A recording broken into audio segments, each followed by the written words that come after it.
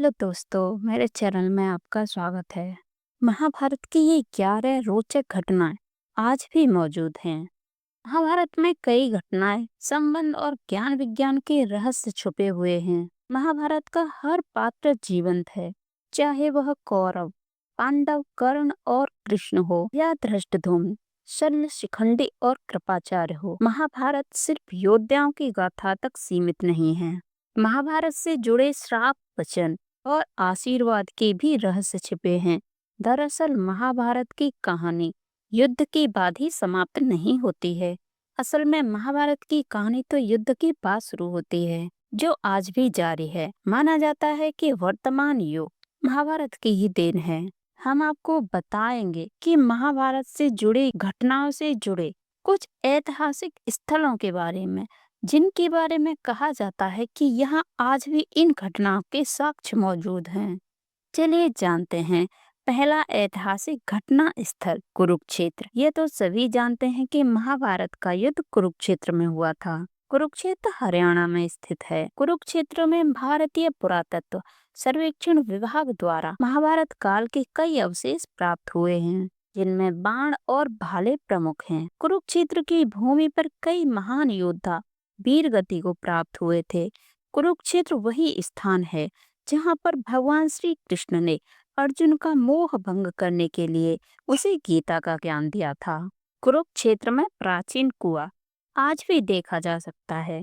माना जाता है कि इसी जगह पर महाभारत युद्ध में कर्ण ने चक्रव्यूह की रचना करके अभिमन्यु को धोखे से मारा था, जिससे वह वीरगति को प्राप्त हुआ था। दूसरी ऐतिहासिक घटना का स्थल शकुनी की नीति के तहत दुर्योधन ने पांडवों के रुकने के लिए एक ऐसा महल बनवाया था जो लाख से बना था, जिसे बाद में लाक्षागृह कहा गया। यह लाख तेजी से अग्नि पकड़ता है। दुर्योधन ने पांडवों को मारने की साजिश रची थी। इस महल में रात में चुपचाप आग लगा दी गई थी, ताकि सोते हुए पांडवों की इस महल में जलकर मृत्यु हो जाए। किंतु पांडवों के जासूसों ने इस योजना की सूचना दे दी और वे रात को ही एक गुप्त सुरंग से निकल भागे। कहा जाता है कि ये सुरंग आज भी मौजूद है, जो गाजियाबाद में हिंडन नदी के किनारे पर खुलती है। लाख से बने महल के अवशेष आज भी बरनावा में पाए जाते हैं। ये बरनावा या वर्णावत नामक स्थान मेरठ जिले में स्थित है। मेरठ से 35 और सरथना से 17 किलोमीटर दूर बागपत जिले में स्थित एक तहसील का नाम वर्णावत है। यहाँ महाभारत कालीन लाक्षागृह चिन्हित है। इसके अवशेष आज भी यहाँ एक टीले के रूप में मौजूद हैं।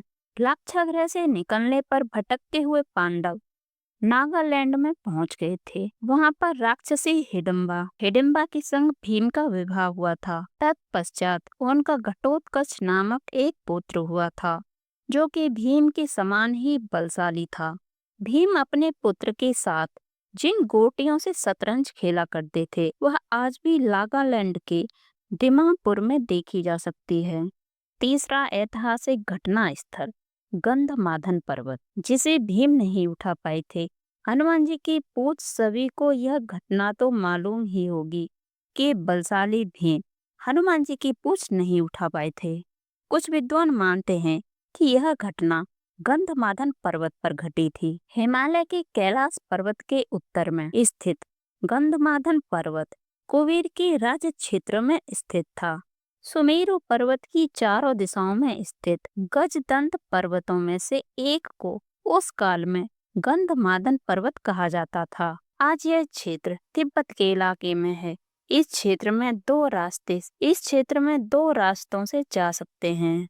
पहला नेपाल के रास्ते मानसरोवर से आगे, और दूसरा भूटान की पहाड़ियों से आगे, और तीसरा अरुणाचल के रास्ते चीन होते हुए। संभवत महाभारत काल में अर्जुन ने असम के एक तीर्थ में जब हनुमान जी से भेंट की थी, तो हनुमान जी भूटान या अरुणाचल के रास्ते ही असम तीर्थ में आए होंगे। चौथा ऐतिहासिक घटना स्थल भीम के पौत्र और घटोत्कच के पुत्र बर्बरीक के बारे में सभी जानते हैं कि वह मात्र 3 बाण ही लेकर युद्ध क्षेत्र में लड़ने जा रहे थे। इसीलिए भगवान श्री कृष्ण ने ब्राह्मण के वेश में उनसे दान में उनका शीश मांग लिया था। दान के पश्चात भगवान श्री कृष्ण ने बरबरी को कलयुग में स्वयं के नाम से पूजित होने का वरदान दिया। बरबरी ने श्री कृष्ण के समक्ष एक यह इच्छा भी व्यक्त की कि मैं यह युद्ध देखना चाहता हूँ। तब भगवान श्री कृष्ण ने उसकी इच्छा से उस शीश को एक स्थान पर रखवा दिया। वह जिधर भी देखता उधर की सेना का सफाया हो जाता। ऐसे में श्री कृष्ण ने उसके शीश को दूर एक स्थान पर रखवा दिया। आज उस स्थान को खाटू श्याम के नाम से भी जाना जाता है। भगवान श्री कृष्ण के वरदान स्वरूप उनकी पूजा श्याम रूप में की जाती है। पांचवा ऐतिहासिक स्थल महाभारत का युद्ध आज से लगभग 5300 वर्ष पूर्व हुआ था। उस दौरान गुरु द्रोण के पुत्र अश्वत्थामा ने भगवान श्री कृष्ण के मना करने के बावजूद ब्रह्मास्त्र का प्रयोग किया। अश्वत्थामा ब्रह्मास्त्र चलाना तो जानता था पर उसे लौटाना नहीं जानता था। उस अति प्रचंड तेजोमय अग्नि को अपनी ओर आता देख अर्जुन भयभीत हो गए और उसने भगवान श्री कृष्ण से विनती की। श्री कृष्ण बोले, हे अर्जुन, तुम्हारे भय से व्याकुल होकर अश्वत्थामा ने यह ब्रह्मास्त्र तुम पर छोड़ा है।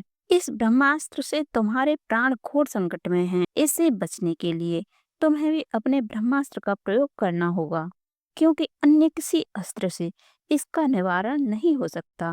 कहते हैं कि अश्वत्थामा ने ब्रह्मास्त्र छोड़ा। प्रत्युत्तर में अर्जुन ने भी छोड़ा। अश्वत्थामा ने पांडवों के नाश के लिए छोड़ा था और अर्जुन ने उसके ब्रह्मास्त्र को नष्ट करने के लिए दोनों द्वारा छोड़े गए इस ब्रह्मास्त्र के कारण लाखों लोगों की जान चली गई थी। छठा ऐतिहासिक घटना स्थल भगवान श्री कृष्ण का जन्म स्थल उत्तर प्रदेश में स्थित मथुरा नगरी भगवान श्री कृष्ण की जन्मस्थली होने के कारण यह महाभारत की घटनाओं का प्रमुख केंद्र रहा है। महाभारत काल में इस नगरी पर जरासंध ने कई आक्रमण किए थे। जिस स्थान पर कंस रहता था उस स्थान को कंस के किले के नाम से जाना जाता है। कंस के आतंक को रोकने के लिए विष्णु भगवान को श्री कृष्ण का अवतार लेना पड़ा। कंस उनके इस अवतार को रोकने और अवतार उपरांत उन्हें मारने का षड्यंत्र इसी किले में रचता रहा। ये किला मथुरा में आज भी स्थित है। सातवां ऐतिहासिक घटना स्थल ब्यास पोथी नामक स्थान बद्रीनाथ से 3 किलोमीटर की दूरी पर उत्तराखंड के माणा गांव में स्थित है। यहाँ महाभारत के रचनाकार महर्षि वेद व्यास जी की गुफा है। इसके समीप ही गणेश गुफा है। मान्यता है कि इसी गुफा में व्यास जी ने महाभारत को मौखिक रूप दिया था और गणेश जी ने उसे लिखा था। माना जाता है कि उत्तराखंड में स्थित पांडकेश्वर तीर्थ में अपनी इच्छा से राज्य त्याग करने के बाद महाराज पांडु अपनी रानी कुंती और माद्री संग निवास करते थे। इसी स्थान पर पांडवों का जन्म हुआ था। आठवां ऐतिहासिक घटना स्थल कंस के ससुर जरासंध का अखाड़ा। जरासंध बहुत बलवान था। मान्यता है कि इसी स्थान पर भगवान श्री कृष्ण के इशारे पर भीम ने उसका वध किया था। राजगृह को राजगीर कहा जाता है। रामायण के अनुसार ब्रह्मा के चौथे पुत्र गिरिब्रज नाम से इस नगर की स्थापना की थी। बाद में कुरुक्षेत्र के युद्ध के पहले बृहद्रथ ने इस पर अपना कब्जा जमा लिया। बृहद्रथ अपनी शूरता के लिए मशहूर था। नौवां ऐतिहासिक स्थल कहते हैं कौरवों से अपना राज्य हारने के बाद भगवान श्री कृष्ण के कहने पर अर्जुन मनाली की पिरनी में तप करने चले गए। इस स्थान को अर्जुन गुफा के नाम से जाना जाता है। इसी स्थान पर भगवान शिव ने अर्जुन को सुप्ता शस्त्र दिया था। पौराणिक ग्रंथों में मनाली को मन्नु का घर कहा गया है। कहा जाता है कि जब सारा संसार प्रलय में डूब गया था तो एकमात्र मन्नु ही जीवित बचे थे और मनाली में आकर ही उन्होंने मनुष्य की पुनर्रचना की थी। इसीलिए मनाली को हिंदुओं का पवित्र तीर्थ स्थल माना जाता है। इसके अलावा मनाली में हिंदू गाथाओं से जुड़े और भी कई प्राचीन स्थल हैं। 10वां ऐतिहासिक घटना स्थल दिल्ली को उस काल में इंद्रप्रस्थ कहा जाता था और मेरठ को हस्तिनापुर। दिल्ली में पुराना किला इस बात का सबूत है खुदाई में मिले अवशेषों के आधार पर पुरातत्ववादियों का एक बड़ा वर्ग यह मानता है कि पांडवों की राजधानी इसी स्थल पर रही होगी। दिल्ली की कई ऐतिहासिक घटनाओं का साक्षी रहा है। पुराना किला दिल्ली में यमुना नदी के पास स्थित है, जिसे पांडवों ने बनवाया था। बाद में इसका पुनरुद्धार होता रहा। महाभारत के अनुसार यह पांडवों की राजधानी थी। दूसरी ओर कुरु देश की राजधानी गंगा के किनारे हस्तिनापुर में थी। 11वां ऐतिहासिक घटना स्थल द्वारिका। कहते हैं कि महाभारत युद्ध के पश्चात द्वारिका पर अनजान शक्तियों ने हमला कर दिया था, जिसके चलते वह नष्ट हो गई थी और कालांतर में यह समुद्र में डूब गई थी।